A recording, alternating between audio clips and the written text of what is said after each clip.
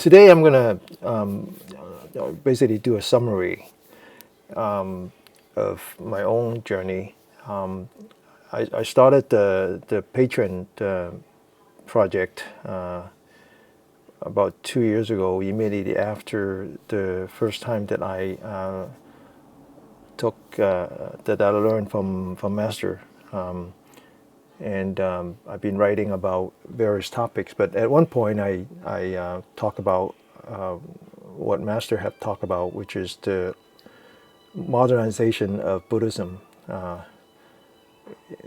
in the sense of localizing Buddhism, right? That one of the things about Buddhism is that as it goes from country to country, it takes on each country's special culture. So, and it was interesting is that in each time it took at least kind of a second run. So when Buddhism was first brought to China, it wasn't successful. Had to be reintroduced as the Mahayana tradition in order to be integrated with Taoism and Confucianism. And so when we talk about Mahayana Buddhism now, we really are talking about Chinese Buddhism, because it's different from Buddhism's any other part of the world. Even when Buddhism was introduced into Tibet, the first time it wasn't successful, and then it had to be reintroduced, and only when it was integrated with the native belief, the nativism, that it was successful in Tibet. So in the sense of Buddhism being brought into United States, or more generally the Western world, I talk about how it's still very much at the early stage, and as it evolved, I think people will start to see the distinction between what I would call immigrant Buddhism, right? So these are the Chinese Buddhism, the Tibetan Buddhism, and the Thai Buddhism, and to a certain extent the Japanese Zolo Zen Buddhism. That when they first came to United States, it was really just to serve the community, the immigrant community. But over time, it evolved. So one of the two different strands of Buddhism that has been successful in the United States, one is the Vipassana. But even that, there's two branches. There's the Vipassana, like in the 10-day Vipassana retreat taught by Goenka, and then also a similar branch, which is the insight meditations taught, for example, in Spirit Rock and other places. That's one branch that is sort of finding its own characteristics, and the other one is the Japanese Zen Buddhism, and the one that I'm most familiar with would be the one in San Francisco, particularly the one that I go to now on Sunday, in the San Quentin prison, and I believe that's really much localized now. But on the other hand, in the world, and so in one of the articles that I wrote 2 years ago, I thought that the only way that my definition of modernizing Buddhism in the West and localizing it in the West is that it has to achieve what I call the 3 C's. Somehow we have to find a way to reconcile Buddhism with modern science, in particular cosmology, how the universe was created, how we explain the universe. So that's the first C. The second C that I thought was important is how Buddhism has to reconcile with Christianity, right? With the belief of Christ. And then the third one, I remember when I first wrote, I used the word. The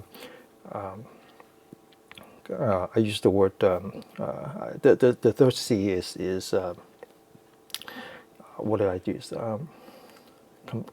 Well, now I use the word competitiveness. Competitiveness. The original word I used was capitalism, but actually I find it more appropriate to use the word competitiveness, which is how does Buddhism help us in our everyday life, in how we would compete in the modern world to give us the competitive advantage. So those are the three C's that I talk about. And so today's podcast, I really just wanted to give a summary on those three topics, right? And they're kind of dispersed throughout the Patreon articles. So the first one is Buddhism and science, or Buddhism and cosmology. And so I'll break that up into two.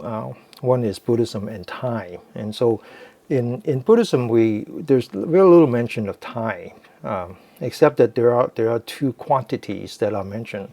One is 84,000.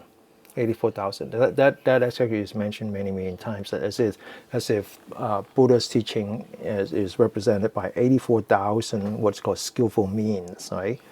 And so one of the things that I wrote was that 84,000, what's the basis for 84,000? Well, I remember talking about Buddha's gain enlightenment when he was 35 years old, and then he passed away when he was 80. So essentially, he had 45 years of productive life, where he was engaged in teaching on a daily basis. So if you take 45 multiplied by 365, and then multiplied by 5, in other words, he's probably, because in the old days, the 24 hours is divided into 6. So every 4 hours is one period, and it was told that Buddha basically sleeps only 4 hours, right, or maybe less. So essentially, you have 5 periods left per day. So if you take 45 times 365 times 5, that basically is 84,000. So when we say 84,000 skillful means, one way to interpret that is that Buddha had 84,000 opportunities to teach different audience, 84,000 different audience. So in each time he teaches, he customizes his teaching to the audience, and so that's what we call skillful means. And the significance of that is that if you were to treat Buddhism as a body of knowledge, you would have to study all 84,000 ways, right? And that's what a lot of people do, is that they spend a lot of time studying Buddhism as if it's a book of knowledge. And my point here is that doesn't need to be the case, because you really only need one skillful mean. You just have to find a way that works for you, because that would have been the lecture by Buddha.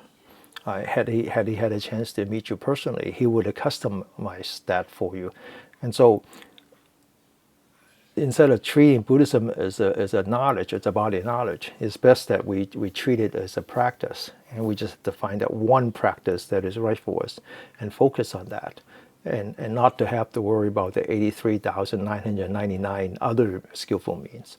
So that's one number that you will find in Buddhism. The second number that you will find in Buddhism is something called kalpa, right? Kalpa.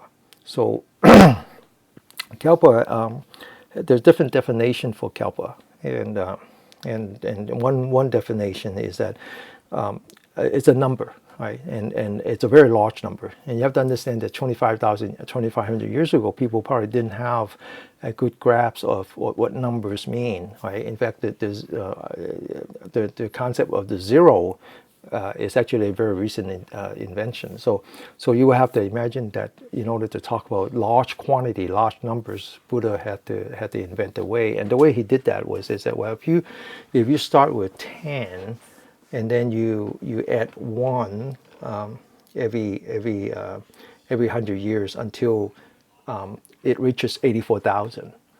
And then you reverse the process and you subtract 1 every 100 years, then that's how long a kappa is. And so nowadays it's actually quite easy to do that. And so we talk about small kalpa, a medium kalpa, and a large kalpa. A small kalpa in this case is 17 million years. And then a medium kalpa would be 20 of the small kalpas. That would be 336 million years. And then one large kalpa would be 4 of the medium kalpa, and that would be 1.34 billion years, right? And so in one of the article, I kind of just to give a reference, I said, well, what exactly is 17 million years? Because what we would consider modern man, Homo sapien, is only 200,000 years, right? Our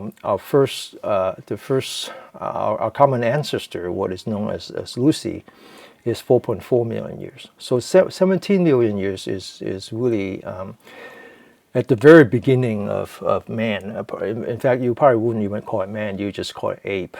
So this is 17 million corresponds to prehistorical man. Before that, it's clear that they're not man. And before that, it's just monkeys and so forth.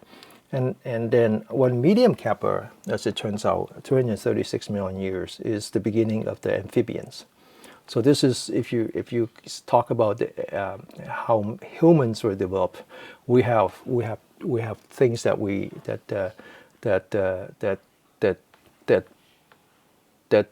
the fish and other water animals don't have, which is that we have a lung, right? We can breathe outside of water. And then we have lakes, 2 lakes or 4 lakes, doesn't matter, but it is the first time that we have lakes. So that's the beginning of really the land animal development, and that's one medium kappa. One large kappa in this case is the beginning of the single cell.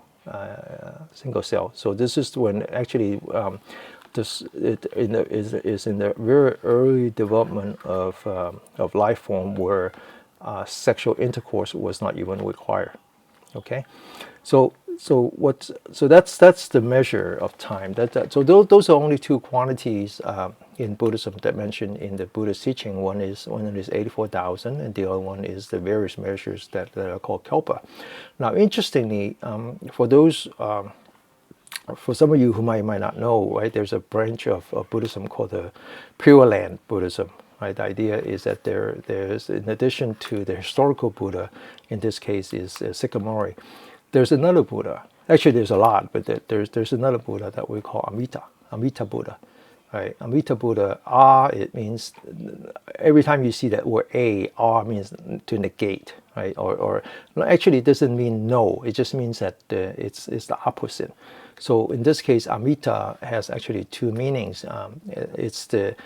It's translated into, sometimes it's translated into infinite time and infinite space, but in fact it's not infinite as much as it's immeasurable. Right, so that's where the Amita means immeasurable in this case, and it's the Buddha of immeasurable time and immeasurable space.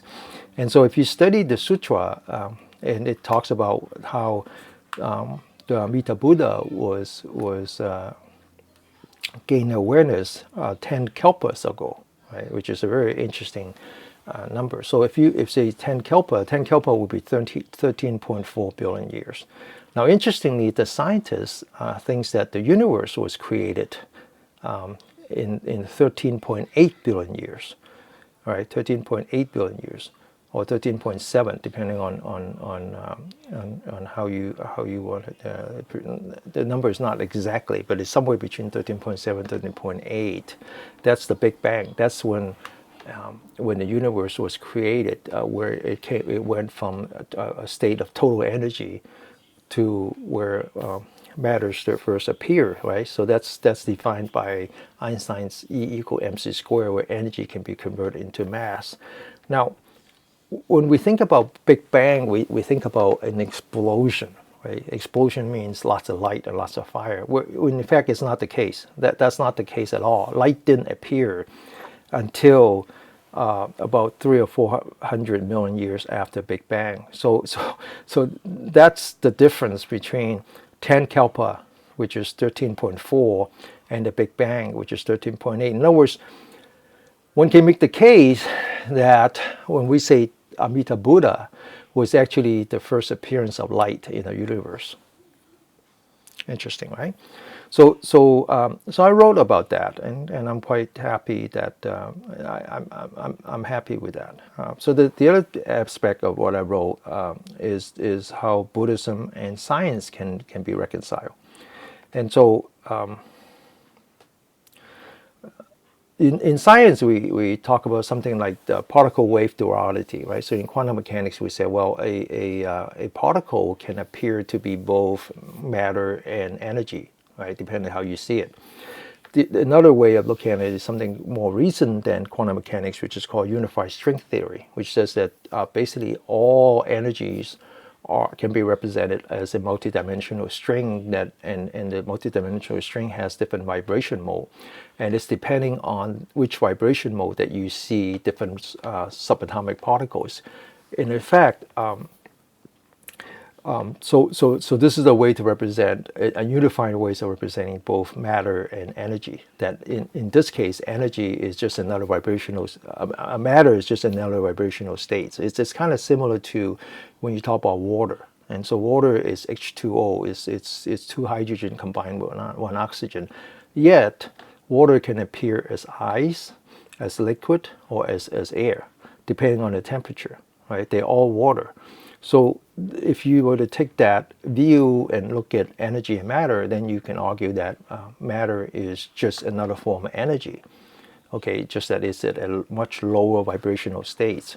In fact, there are scientists who believe that consciousness is another form of energy that is at the very high end of the energy spectrum. So now what's interesting is that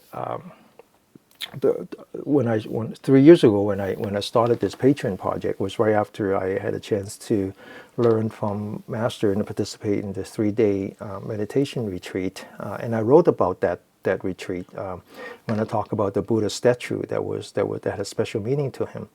And at the end of the 3 days, Master asked me to bring a whiteboard, and he started to write on the whiteboard. And the first thing he wrote in Chinese essentially can be translated as there is no substance, only vibration. Now, he didn't study quantum mechanics, so he didn't write this based on his scientific knowledge. He wrote that based on what he experienced during walking meditation. That in fact, if you can get your mind to a state where you're not, it's in a quiet state where not only you're not disturbed by the outside, you're not even disturbed by the inside, then you start to see material as vibration. Now, those of you who have attended the 10-day Vipassana taught by Goenka, you know that in that, especially the last 2 days, there's a lot of talk about something called banka, banka, and you can find literature on that. That's a state of dissolution. Dissolution, meaning that in the 10-day Vipassana, we are taught to scan our body. Right, so that's when you go in. That's what Vipassana means, is that you start to observe your existence, and you start to do that with what is called equanimity.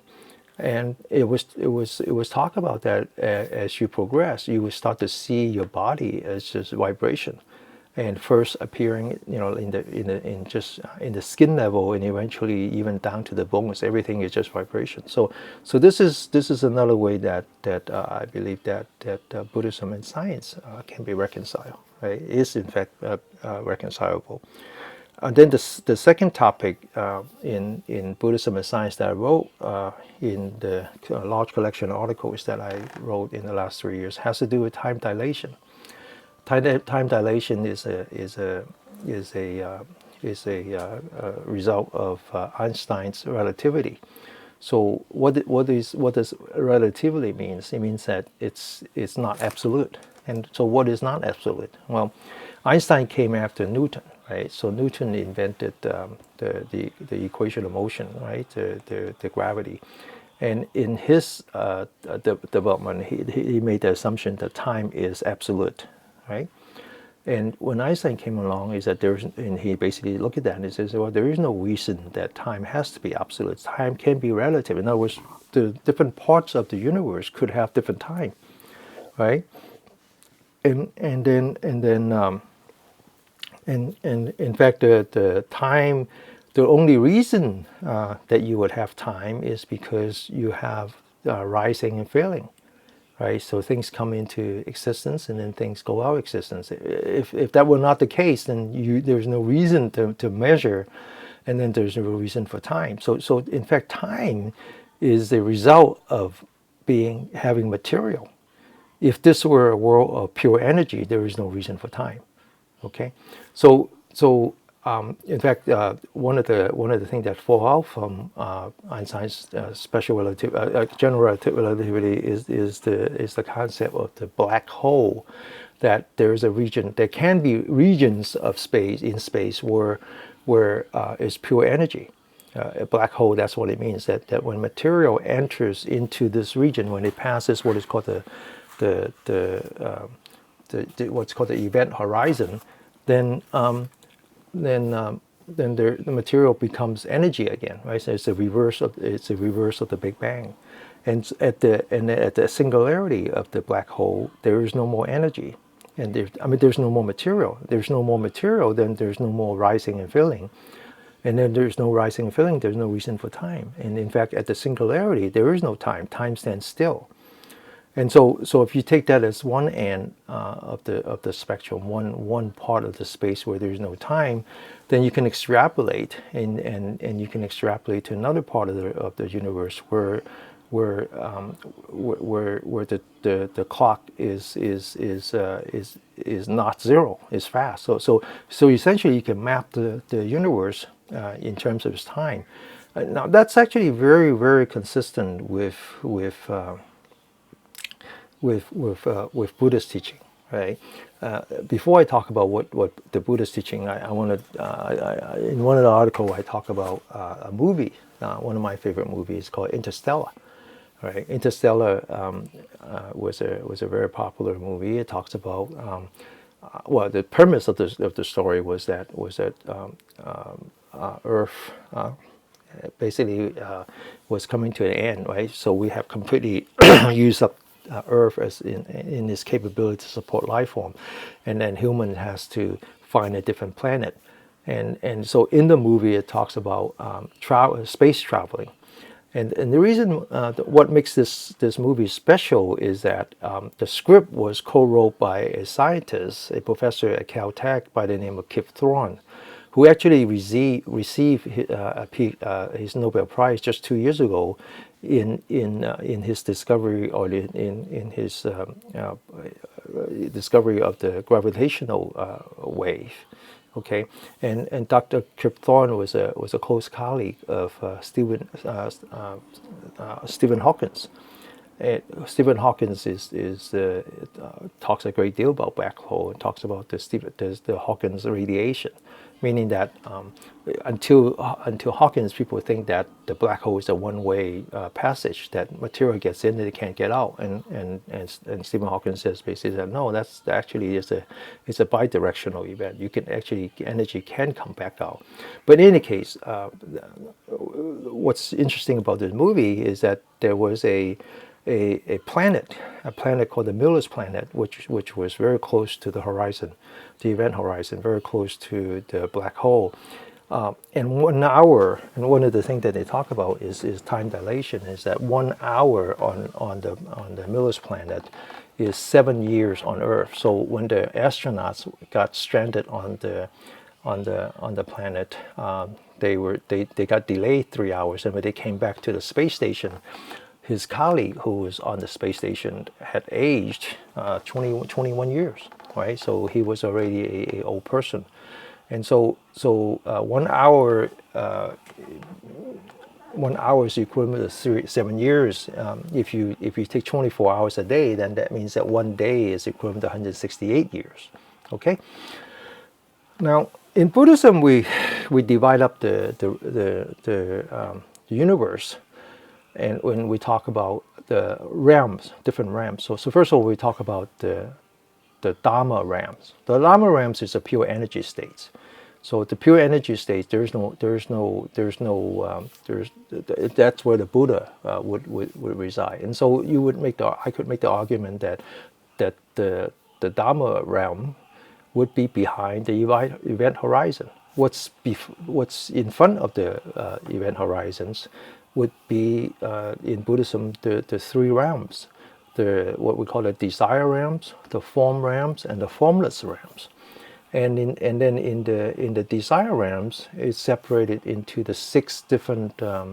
We talk about the hell, the hungry ghost, the animal, the asura, the humans, and then the devas. Okay, now that's just different existence, and one way you can think of that is that it's actually different.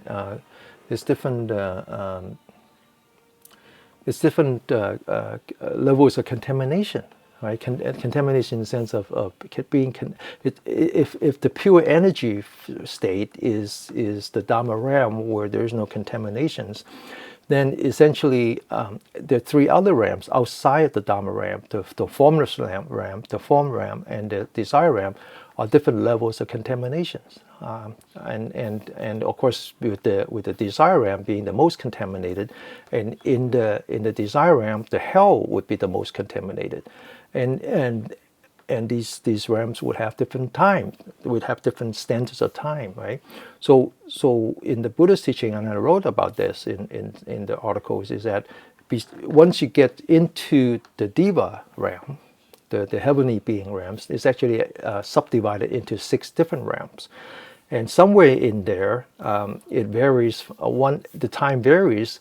In the lowest of the 6 Deva realms, one day would be 50 years, and in the highest, one day would be 16,000 years. So the Miller's planet would be somewhere in there, right? It's actually very, very consistent. And what's also interesting is that at the highest of the desire realm, is something called the heavens of devas with power over other creatures, right? That's the Sanskrit word is Parim Narita Vasa Vertin, right? That's the name of the highest realm. This is the one that's border. It's the highest of the desire realm. It's right before you get into the form realm, and in one of the article, actually, I haven't wrote it in the article yet. I talk about it in the podcast. That's where the Mara resides. Okay, so the famous Mara who sent his army and his daughters to prevent Buddha from being enlightened, he actually resides there. He is the last guardian of the desire realm, and that's why he doesn't want anyone to leave that, because his existence is his power. His existence is all about the power over the rest of us. Okay, so that's kind of I wrote about it in various places, and I talk about it in various places. And this is the first C is cosmology, is how in order for Buddhism to be legitimized in the Western world, to be accepted in the Western world, to be localized in the Western world, it has to reconcile with the modern science. It has to reconcile with cosmology. The second thing that it has to reconcile with is the second C, which is Christianity. Right? It's Christianity, and I think that's also very important. And in one of the articles I wrote about the Book of Genesis. So if you look at how Christians view the universe, how the universe was created, it's based on the Book of Genesis. The Book of Genesis that said that God created our universe in 6 days, and on the 7th day He rested. And so many people say, well, how could that be? Well, again, time dilation. One day could, in this case, one day could mean billions of years, right? But I think it's actually quite interesting to go through the details, some details of the Book of Genesis. The Book of Genesis says a Sunday, which is the first day. So modern Christianity rests on Sunday. Okay, that's when we worship God, is on Sunday. That's actually that's actually not the way it used to be done. This is actually how when Christianity was brought to the Western world, particularly brought to Italy, they had to reconcile with the local belief, which is the worship of the sun god. And so Sunday had to be a rest day. So they actually offset the day by one, where in fact in the Book of Genesis, the first day of creation is Sunday, and the day of rest is Saturday, sabbatical, right? It's a day of rest. So on the first day, on Sunday, God said, "Let there be light." Okay, so this, from a science standpoint, you can reconcile that. So "let there be light" means that was the beginning of the universe. That was the Big Bang. And then on the second day, on Monday, God says, "Let there be." Now, the word that was from the Bible was firmament. Firmament just means space. Okay, that's so. Let there be space between waters. In other words, He divided the water. He divided the water and revealed the earth. And so, essentially, on the second day, on Monday, God created the three of the four elements. Right?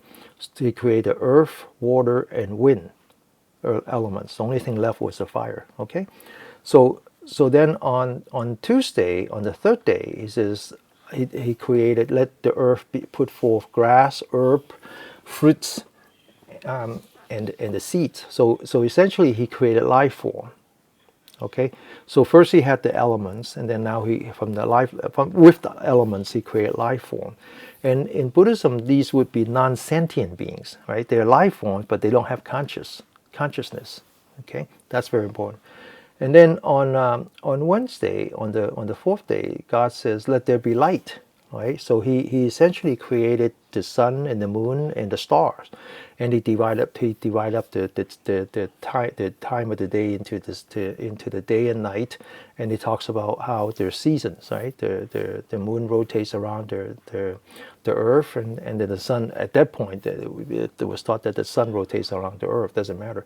So essentially, He now finishes His creation because He created the fire element. So you now have the four elements plus the non-sentient beings. Then on Thursday, God says that "let the water be swamped with living creatures." So He essentially created fishes, the animals that live in the water, and animal that lives above the earth. Right. So He created sentient beings. Right. So these are living creatures that have consciousness. Even a cockroach is considered a sentient being, or a bird, right, considered a sentient being. And then on Friday, the day before rest, He did a lot. He created all the creatures that roam the earth, the cattle and the worms and everything. And then he then talks about making man in His image. Now, this is very interesting. It says that God has an image, which means that God, well, first of all, God couldn't be residing in the desire realm, right? God had to be higher than the desire realm. So, which means that God had to be at least in the form realm, right? Because He has an image. But in any case, He created Adam, man, the first man, in His image, in his likeness, and then He says, talk about how man has control over all the fishes in the sea and all the birds in the skies, and then He talks about how man should be given all the fruits and the seeds. In other words, He meant Adam and Eve to be vegetarians. The animals was to be His companion. It wasn't going to be His food. But in any case, he goes on and he talks about the most important part, which is the last part, is just that Adam and Eve can eat all the fruits in the Garden of Eden except one tree, which is, if you translate into English, it's called the tree of knowledge. He says you can't eat that tree. You can't eat fruit from that tree. All right? If you do, you would doom to die. Okay, so this is very interesting. Why would God prevent His creation from eating the fruit from the tree of knowledge? Well, that's an English translation. So if you go back to Greek, the original translation, it wasn't so much the tree of knowledge, but the tree of discernment between good and evil. All right. But still there's a problem, because you say, well, why is that such a bad thing? Why is it such a bad thing to discern between good and evil? Well, actually, if you study some more, a lot of the scholars says, well, that's actually not what it means. Because in the old days, when they talk about everything, right, if they were to say everything, they would have to use examples of everything. And everything means all the two ends of the spectrum and everything in between. So So good and evil is a figure of speech. It's a figure of speech that means everything. So when we talk about the tree of knowledge, what we're really talking about is the tree of discernment, the tree of discrimination, the tree of laboring, the tree of the opposite of equanimity. That's really amazing if you think about this. It says that God told Adam and Eve that you should maintain equanimity, because if you don't, you would enter samsara, because you would die. Until then, you don't have to die. You don't have to enter samsara. You can stay in the form realm. But if you give up equanimity, you would fall into the desire realm, and now you're subject to samsara. And who was the one that tempted Adam and Eve, particularly tempted Eve to eat the fruit from the tree of discernment? It was the devil. Now, in our teaching, it would have been the Mara, right? Mara would have to be the bad guy to tempt Adam and Eve to escape the form realm and to fall into the desire realm. And it would make sense that he would be the one that reside on the uppermost of the desire realm, because once Adam and Eve fall into the desire realm, it was Mara's job to prevent them from ever escaping, right? And in fact, it makes a lot of sense that it would have to be Jesus, who is not only the Son of God, but our Savior, who sacrificed himself in order to remove our original sin. Our original sin was that we fall into the desire realm.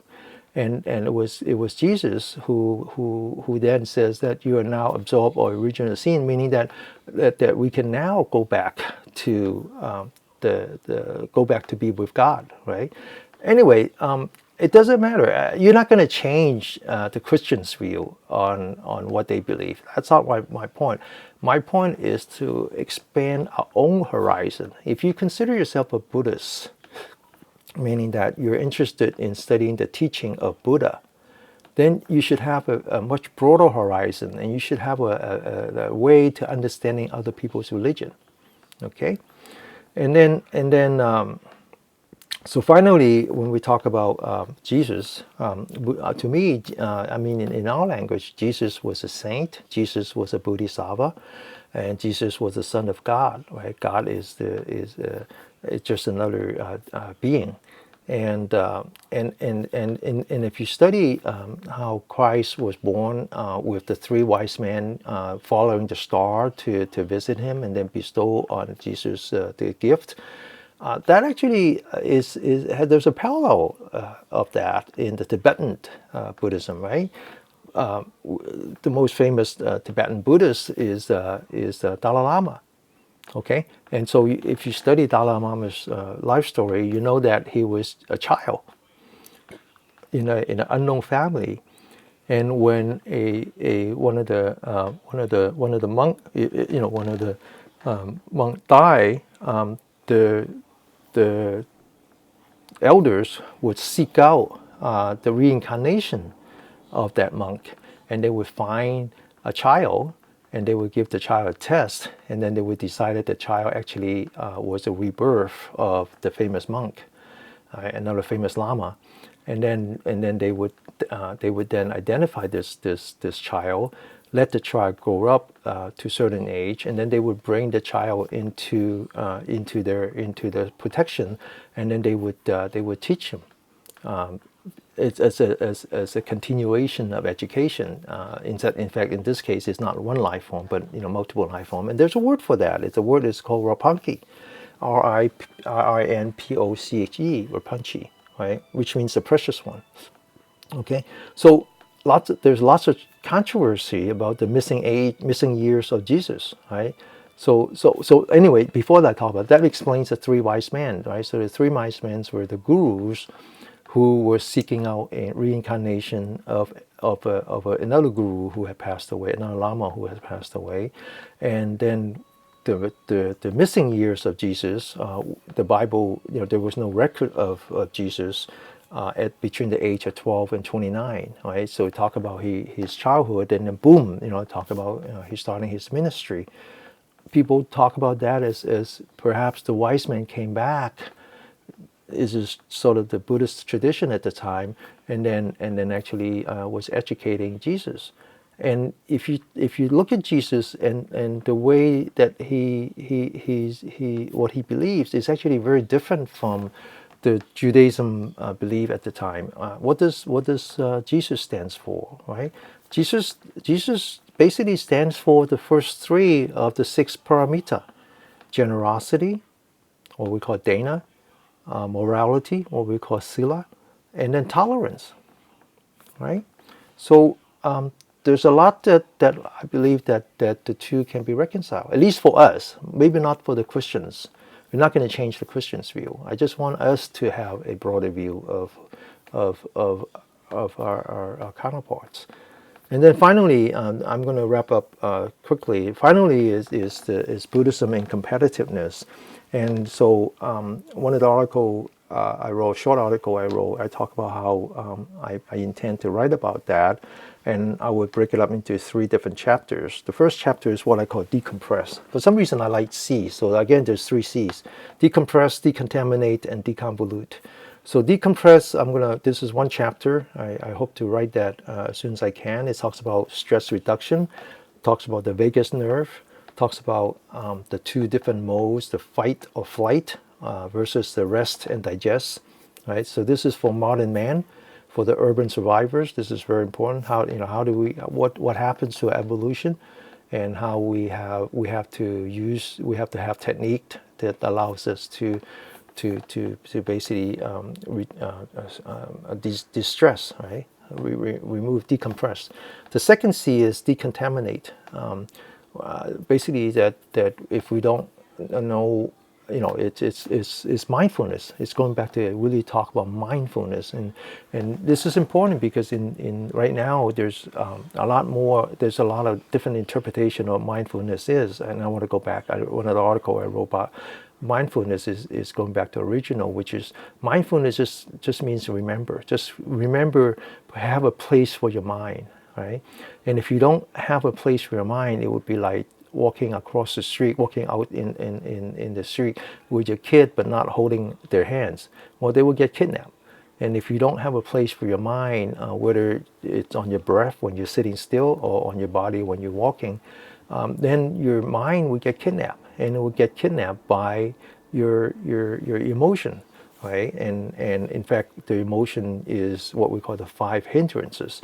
That's another Mara, right? So in addition to the Mara that lives up in the desire realm, there's actually three different reincarnation of the Mara. One is the five hindrances, right? And so the decontamination is how do we manage the hindrances? Okay, how do we observe a body, observe our surrounding without prejudice of a defilements with our mind. Finally, the last one, for now I use the word deconvolute, and this is going back to the story about the tree, the banyan tree that Master talks about, the tree and how the banyan tree is like our Amara. And Amara basically wraps around our Buddha nature until the point where we can't even see a Buddha nature anymore. And so one example that I use is that, on a rainy day, on a cloudy day, you don't see the sun but that doesn't mean the sun is not there. The sun is always there.